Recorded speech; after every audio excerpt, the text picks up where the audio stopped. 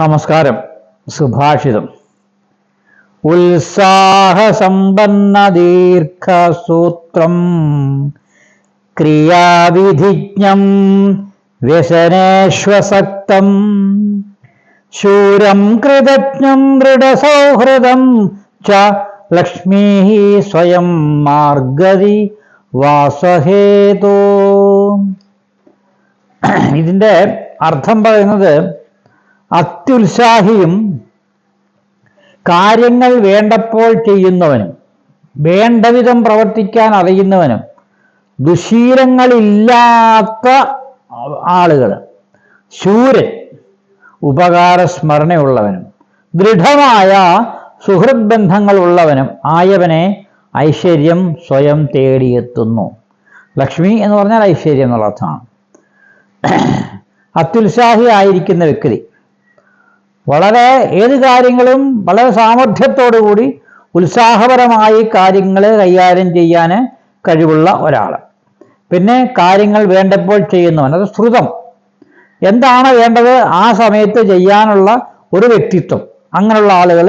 പിന്നെ വേണ്ട വിധം പ്രവർത്തിക്കാൻ അറിയുന്നവർ, എന്തിനാണോ ഏത് കാര്യങ്ങൾക്കും എവിടെ എന്ത് വേണം എന്നുള്ള ആ പ്രവർത്തന മേഖലയിൽ കൃത്യമായ ഉത്തരത്തോടുകൂടി കൃത്യമായ മറുപടി ഉള്ള ഒരാൾ. അതായത് വേണ്ടത് വേണ്ടപ്പോൾ വേണ്ട രീതിയിൽ പ്രവർത്തിക്കാൻ കഴിയുന്ന ഒരാൾ. പിന്നെ ദുശീലങ്ങളില്ലാത്ത ഒരാൾ. അവർ ദുശീലങ്ങളില്ലാത്തവനും പിന്നെന്താണ്?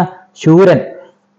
നല്ല ശൂരനായിരിക്കണം, എപ്പോഴും വളരെ ശൗര്യമുള്ളവനായിരിക്കണം, വളരെ ഏത് കാര്യങ്ങൾക്കും വളരെ ശൗര്യമായിട്ടുള്ള വ്യക്തിയായിരിക്കണം. ഉപകാരസ്മരണയുള്ളവനാണ്. ഉപകാരസ്മരണ. അപ്പോൾ നമുക്കൊരു ഉപകാരം ചെയ്തു കഴിഞ്ഞാൽ തീർച്ചയായിട്ടും നമ്മൾ അവർക്ക് എപ്പോഴും ആ സ്മരണ നമ്മളിൽ ഉണ്ടാവണം. അങ്ങനെയുള്ള വ്യക്തിയും പിന്നെ ദൃഢമായ സുഹൃത് ബന്ധം ഉള്ളവരും. ചിലപ്പോൾ സുഹൃത് ബന്ധുക്കൾ ധാരാളം കാണും, പക്ഷെ അവർക്കൊന്നും ഒരു ദൃഢത കാണത്തില്ല. കാരണം എന്തെങ്കിലും കാര്യങ്ങൾക്ക് വേണ്ടി ഒരു സുഹൃത്താകുന്നവർ ധാരാളമുണ്ട്.